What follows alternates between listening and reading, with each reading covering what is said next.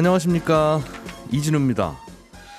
지난달 우리나라의 취업자 수가 4월 달만 따로 놓고 보면 22년 만에 가장 크게 늘었습니다. 1년 전 4월보다 올해 4월이 86만 명이 더 취업자 수가 더 늘었다는 건데요. 숫자만 보면 반가운 상황인 것 같긴 한데 그 속을 자세히 들여다보면 생각해 볼 점들도 몇 가지 좀 남아 있습니다. 잠시 후에 이 얘기를 들어보겠고요. 어젯밤에 미국의 4월 소비자 물가지수가 발표됐는데 지난 3월보다는 오름폭이 조금 떨어졌지만 여전히 8%의 물가 상승률을 기록했습니다. 이 수치를 두고 시장에서는 인플레이션이 이제 정점을 찍었다는 해석도 나오고 또 여전히 심각하다는 해석도 함께 나오고 있습니다. 시장의 해석 오늘 좀 들어보겠습니다.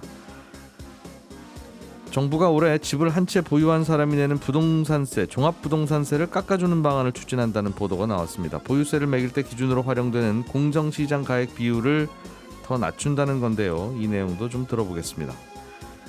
5월 12일 목요일 손에 잡히는 경제 바로 시작합니다.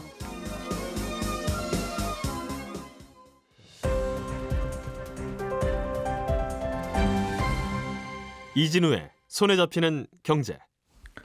예, 오늘도 경제 뉴스들 산뜻하게 정리 좀 해보겠습니다. 산뜻한 세 분 나와 계십니다. 박세훈 작가, 김현우 소장, 한국경제신문 이슬기 기자, 어서 오세요. 안녕하세요. 네. 자, 이슬기 기자님. 네. 매달 발표되는 우리나라의 취업자 숫자, 이게 22년 만에 4월 달 치고는 제일 많이 늘었다. 네, 맞습니다. 소식이에요. 얼마나 늘었어요? 86만 명? 네, 그렇습니다. 예. 어제 통계청이 발표한 자료에 따르면 지난달 취업자 수가 전년 대비 약 86만 명이 늘었습니다. 4월 기준으로만 보면 2000년 이후 최대 증가폭인데요.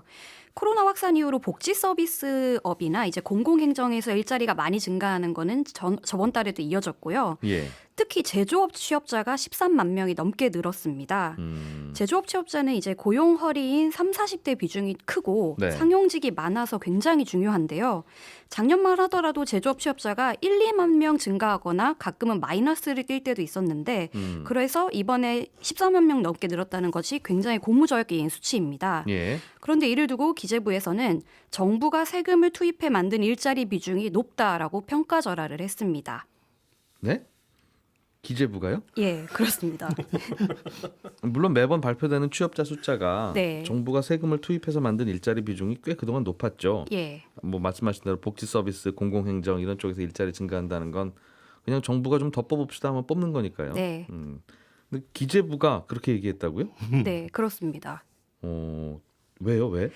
이게 윤석열 정부 출범 이후 처음 발표된 고용 지표거든요. 이전 정부의 결과물이 이제 나온 거니까 비판에서 더 자유로운 부분도 있을 거고요. 예. 새 정부로서는 이전 정부와 차별점을 좀 둬야 할 필요도 있겠죠. 문재인 정부 당시 기재부는 고용 통계가 나오면 개선세가 뚜렷하다거나 몇 달 연속 증가하고 있다거나 하는 식으로 낙관적인 표현을 굉장히 많이 썼습니다. 그만큼 우리는 잘했다, 잘하고 있다 이런 식의 얘기가 많았는데요. 예.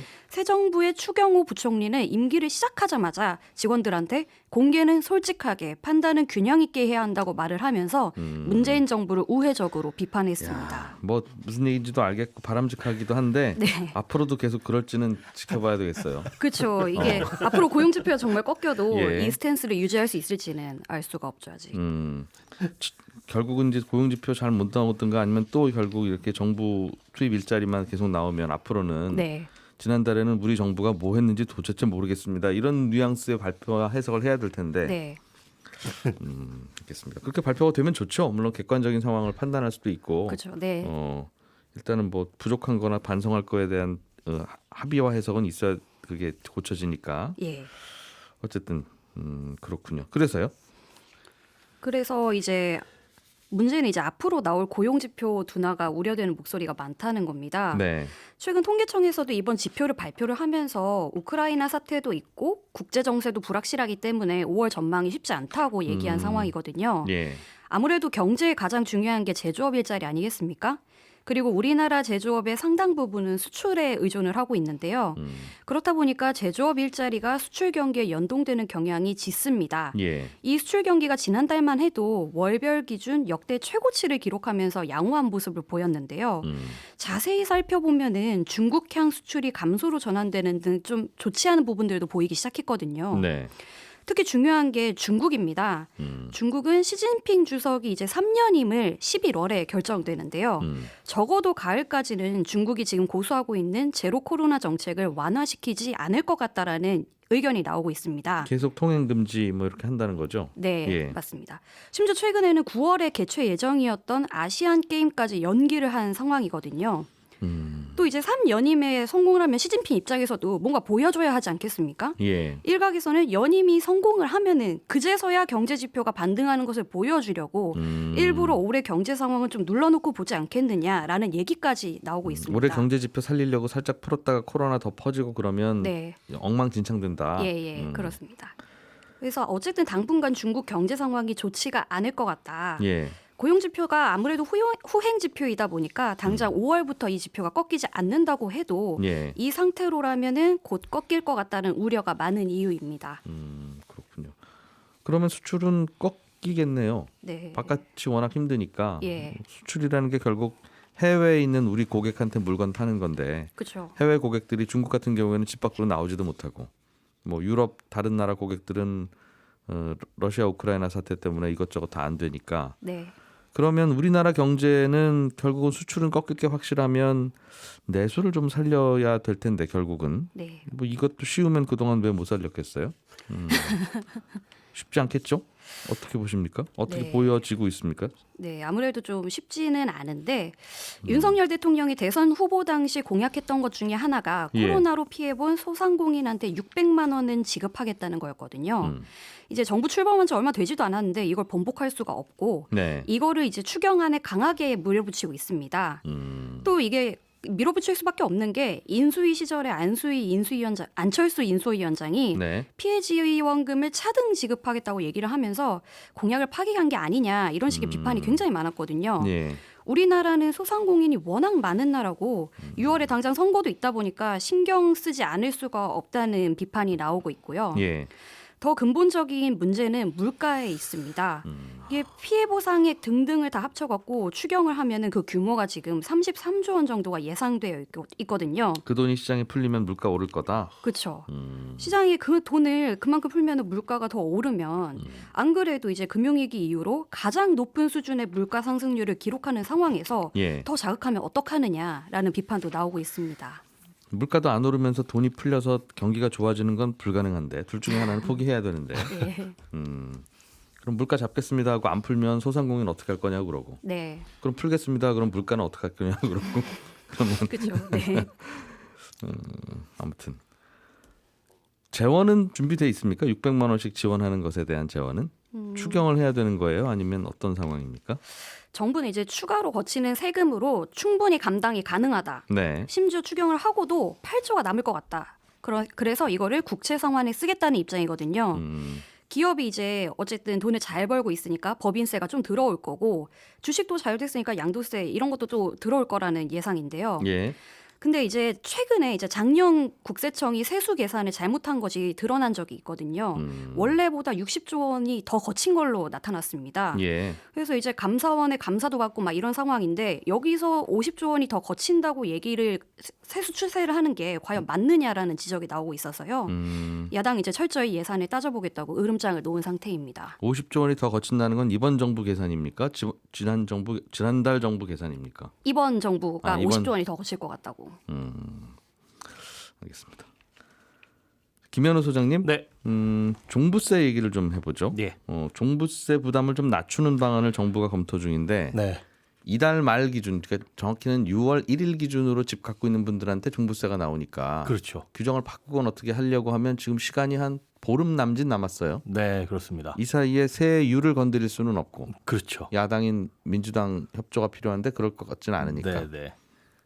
다른 걸 이제 건드릴 수가 있습니다. 일단 예. 뭐 6월 1일을 기준으로 집을 갖고 계신 분들에게 부과가 되긴 하지만 실제로 종부세 고지서가 날아가는 건 아직 한 석 달 정도가 남았으니까요. 예. 석 달, 넉 달 훨씬 넘게 남았네요.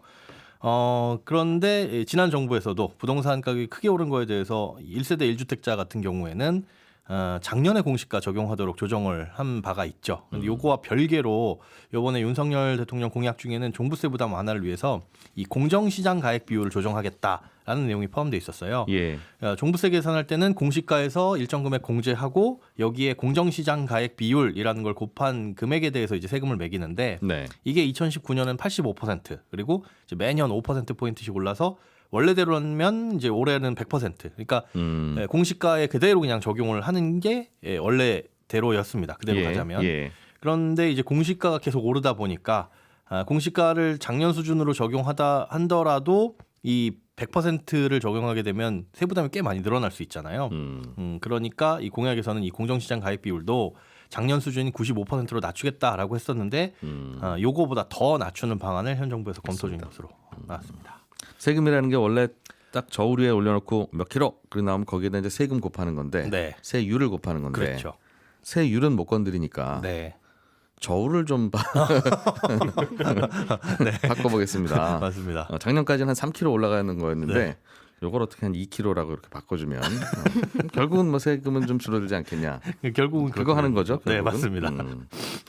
근데 예. 그렇다고 해서 그 저울을 조금 손 보는 게 그러면 큰 일이냐 그렇지는 않아요. 이 공정시장 가액 비율을 정하는 건 60에서 100% 사이 내에서 이 시행령으로 정할 수 있도록 되어 있습니다. 그러니까 네. 법 개정 없이 국회 동의 없이도 개정이 가능하고요. 국회에서 법 개정이 있어야 된다라고 한다면 그렇다고 해서 야당이 반대할 것이냐 뭐 시간의 문제지 그렇지는 않을 것 같습니다. 그래요? 예, 지금 야당에서도 지방선거를 꽤 의식한 탓에 이 종부세 낮추는 방향의 개편안을 제시를 하고 있어요. 어제 마침 이 더불어민주당의 정책연구원은 민주연구원에서 이 부동산 세제 개편 방안 정책 토론회라는 게 열렸는데 예. 여기에서 나온 세제 개편안 중에 이 1세대 1주택에 대한 종부세 과세 기준을 완화하자 이런 방안이 제시가 됐습니다. 예. 현재 종부세는 1주택자 같은 경우에는 공시가 11억 원이 넘어가면 과세 대상입니다. 그런데 이걸 15억 원으로 상향하자.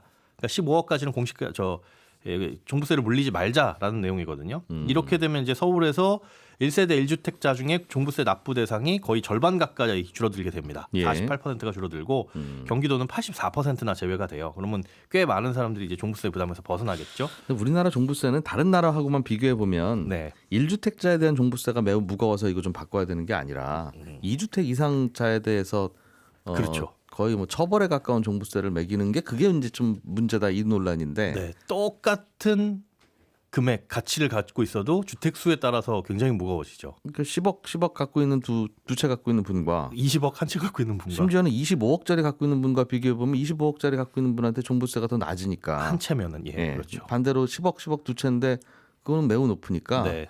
그건 좀 이상하다. 네, 이제 그거 바꾸자는 건데 그 얘기가 아니라 핀트가 다른 쪽으로 좀 맞습니다. 이번엔 1주택자 표가 많으니까 그렇겠죠. 아무래도 그럴 것 같습니다. 1세대 1주택자에 대해서만 이 종부세를 비롯해서 재산세 또 취득세도 완화하자는 내용들도 담겨 있었고요. 예. 다만 이 3주택자 이상에 대해서는 지금과 같이 높은 취득세, 보유세, 양도세 유지하겠다라는 방침을 밝혔는데 2주택자는 살짝 빠져 있습니다. 근본적으로 이제 종부세를 개편하고 중장기적으로 이제 재산세하고 통합하겠다는 거 검토하겠다는 게 이번 정부의 방침인데 이건 이제 다주택자도 모두 다 포함이 된 거잖아요. 그런데 네. 이건 또 법 개정이 필요한 사항이라 이건 좀 지켜봐야 됩니다. 2주택자는 어떻게 할 거냐에 대해서는 네, 아직까지 뚜렷하게 나타난 게 없습니다. 다주택자에서 좀 완화해야 된다는 여론이 있으니까 받기는 받아야 되는데 또 성큼 물러나기는 어려우니 그렇죠. 야 3주택 이상은 뭐 이제 이렇게 좀 바꾸는 거죠. 네. 어제까지만 해도 이 표현은 다주택자였는데. 네. 자, 박 작가님이 준비해 오신 소식도 보겠습니다. 네. 전 세계가 미국의 4월 소비자 물가 지수가 어떻게 나오냐 이것 때문에 네. 어제 정말 관심이 많았어요. 맞습니다. 미국의 물가에 대해서 전 세계가 이렇게 관심 많은 적은 아마 이 사상 유례가 없는 게 아닌가. 저도 태어나서 처음 했던 것 같습니다. 얼마 나왔습니까? 8.3% 나왔습니다. 그러니까 작년 4월에 비해서 올해 4월에 8.3% 올랐거든요. 근데 3월 소비자 물가 지수가 작년 3월에 비해서 8.5% 오른 걸로 나왔으니까 예. 3월보다는 오름세가 살짝 꺾인 겁니다. 근원 물가 지수라고 농식품 가격하고 기름 가격하고 뺀 근원 물가 지수라는 것도 6.2% 오른 걸로 나와서 3월 6.5%보다는 낮게 나왔습니다. 그러니까 작년 8월부터 계속 오르던 물가 지수가 처음으로 꺾이긴 한 겁니다. 그럼 이제 결과는 나왔고 과연 이 숫자를 어떻게 해석을 해야 되느냐, 요게 중요한데 예. 왜냐하면 미국의 기준금리 결정하는 곳이 물가가 꺾였다고 생각을 하면 금리 인상 속도나 폭을 늦추고 낮출 것이고 그게 아니라면 금리 인상을 예정보다 빠르게 많이 할 수도 있어서 요걸 어떻게 해석하냐가 굉장히 중요한 상황이 된 거죠. 예. 시장은 이 숫자를 어떻게 해석하고 있어요? 일단 숫자로만 보면 오름세가 꺾인 건 맞죠. 근데 발표되기 전에 시장의 추정치가 8.1%였거든요. 근데 지금 전망치보다는 높게 나왔잖아요. 8.3%니까. 예. 그럼 시장의 예상보다 안 좋게 나왔다라는 겁니다. 그래서 어제 미국 증시도 제가 이거 지켜보고 있었는데 발표가 나오기 전에는 쭉 오르고 있다가 발표 나고 나서 하락세로 전환을 하더니 결국 나스닥 같은 경우는 3% 넘게 하락을 하면서 마감을 했습니다. 그리고 근원 물가 상승률이 여전히 높다는 점에 주목을 하고 있는데 증가폭이 조금 떨어지긴 했지만 여전히 6%대라는 건 네. 아직도 물가가 높다라는 거고 이 얘기는 또 앞으로도 오를 수 있다라는 거거든요. 예. 어떤 것들이 특히 올랐나 좀 들여다봤더니 대중교통 요금이 좀 많이 올랐고요. 신차 판매 가격이 또 눈에 띄게 올랐습니다. 음식료 부분 물가 상승률은 한 달에 1%씩 높아지는 추세고 주거비도 한 달새 0.5% 뛰었습니다. 네. 그리고 4월 같은 경우에는 미국에서 휘발유 가격이 잠깐 내렸어요. 미국 정부가 비축했던 거 푸는 바람에. 근데 어제 나온 거 보니까 또 급등을 했습니다. 네. 어제 나온 휘발유 가격 오른 거는 4월 물가지수에 포함이 안 됐으니까 아마도 5월에 나오게 되면 좀 높아질 수도 있습니다. 정리하면 어제 나온 숫자로는 미국의 물가 상승 추세가 개선됐다고 말할 수 없다라는 쪽으로 시장은 지금 해석을 하고 있습니다. 숫자 자체야 뭐 예상 범위 정도 나왔지만 네, 다시 한번 생각해 보니까 너무 심각하다. 그렇습니다.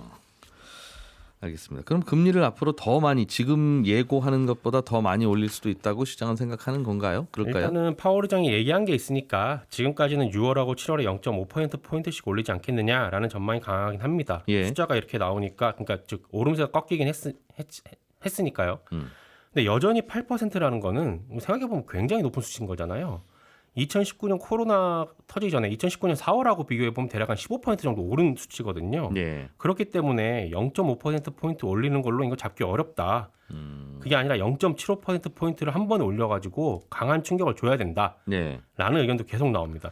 패드워치라고 왜 그 시장에서 금리 전망 어떻게 하는지 보여주는 지표 같은 게 있거든요. 네. 그 지표를 보면 다음 회의, 그러니까 6월 회의에서 미국이 기준금리를 0.75%포인트 높일 것 같다라는 쪽에 확률 한 10%로 좀 높아졌어요. 이게 어제 지수 발표 나오기 전만 해도 한 3% 정도였거든요. 그 다음 달에는 세 걸음을 한꺼번에 올릴 거다. 자이언트 스텝을 밟을 수도 있을 거다라는 게 많이 높아진 시장 상황입니다. 예상 그렇게 나오고 있다는 거죠. 근데 사실 예. 어제 제가 이거를 준비하면서 생각했던 건 뭐였냐면 이 수치가 8.5냐 8.3이냐 이걸 두고 이게 피크냐 아니면 피크가 꺾였느냐라고 얘기하는 것보다 지금 예. 더 심각한 상황은 어쩌면 연준에 대한 믿음이 시장에서 크게 흔들리고 있는 게 큰 걱정이지 않냐라는 생각을 하게 되는 겁니다. 예. 그동안 연준에서는 파월 의장 같은 경우는 일시적이라고 했다가 물가 오르는 게 그러다가 또 이제 조금씩 꺾이기 시작하는 것 같으니까 이제 잡아가고 있습니다라고 하고 있는데 어제 나온 숫자를 가만히 들여다보면 아 이거 연준이 물가 상승을 못 잡을 수도 있겠구나. 뭔가 묘수가 없을 수도 있겠구나.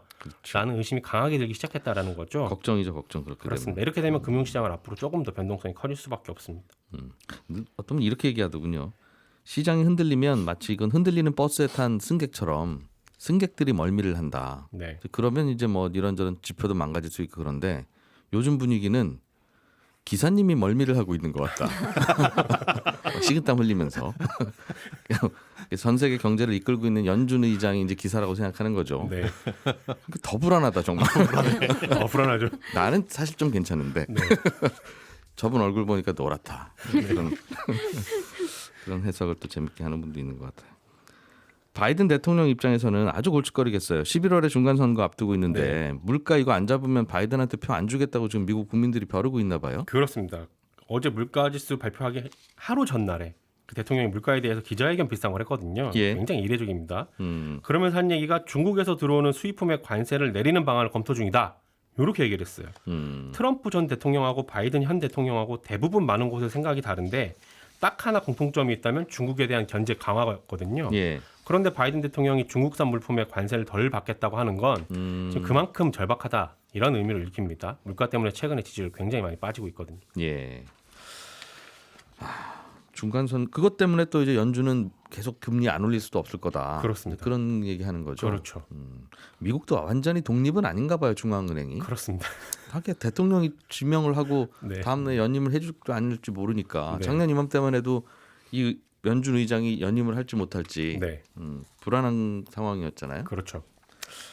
알겠습니다. 알겠습니다. 다른 소식 하나만 더 보죠. 네. 김현우 소장님. 네. 분양가가 9억 원이 넘는 아파트는 지금은 중도금 대출이 안 나오는데 네. 그래서 얼마 전에도 서울에 있는 분양 많이 할 것 같은 아파트 네. 둔촌주공 재건축 네. 뭐 그것도 분양가가 뭐 이거 넘느냐 안 넘느냐 이걸 가지고 시끄러웠는데 그렇죠. 시행사에서 대출을 해준다? 이게 예. 무슨 얘기입니까? 말씀하신 대로 9억 넘으면은 주택도시보증공사나 주택금융공사에 보증이 안 됩니다. 네. 그렇기 때문에 이제 중도금 대출이 불가능한 거고 이 규제는 여전히 유효한데 이 보증을 시행사가 서준다 이러면은 이제 대출이 나오는 거죠. 그러니까 보증이 문제지 사실 은행한테 9억이 넘으면 해주지 마 이건 아니었거든요. 예. 그러다 보니까 시행사가 9억이 넘더라도 보증을 해주겠다라고 등장을 하고 네. 그러면 이제 결국은 누구든 여기서 대출을 받을 수 있는 상황이 벌어지는 거죠. 사실 이게 처음은 아니고요. 네. 올 초에 서울에서 분양한 강북구의 한 아파트에서도 분양가가 9억이 넘어서 중도금 대출 불가능했거든요. 근데 이제 시공사가 자체 보증을 서주면서 완판을 했습니다. 34대 1 경쟁률을 넘어섰는데 이렇게 이제 시행사가 부담을 짊어지면서까지 하는 건 이제 미분양 의식 해소입니다. 지금 올해 2월 기준에서 전국 미분양 주택수가 한 2만 5천 호 정도 되는데 예. 대구가 뭐 두 번째로 많습니다. 광역시 중에 첫 번째고요.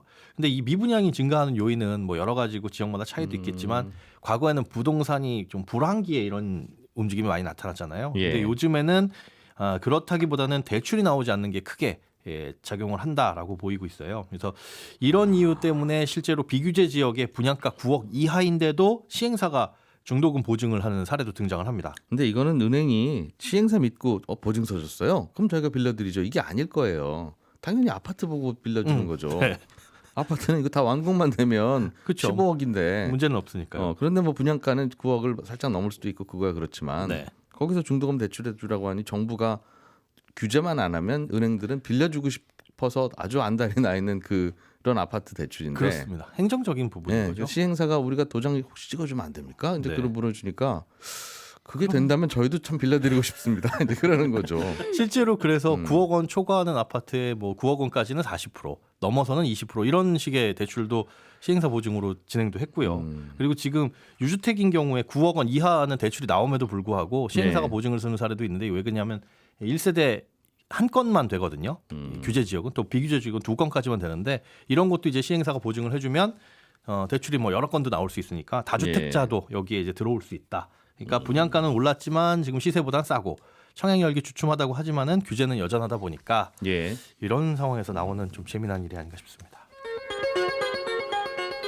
예, 저는 11시 5분에 이어지는 손에 잡히는 경제 플러스에서 또 한 번 인사드리겠습니다. 이슬기 기자님, 박세훈 작가님, 김현우 소장님 세 분 고생 많으셨습니다. 그리고 들어주신 청취자 여러분 고맙습니다.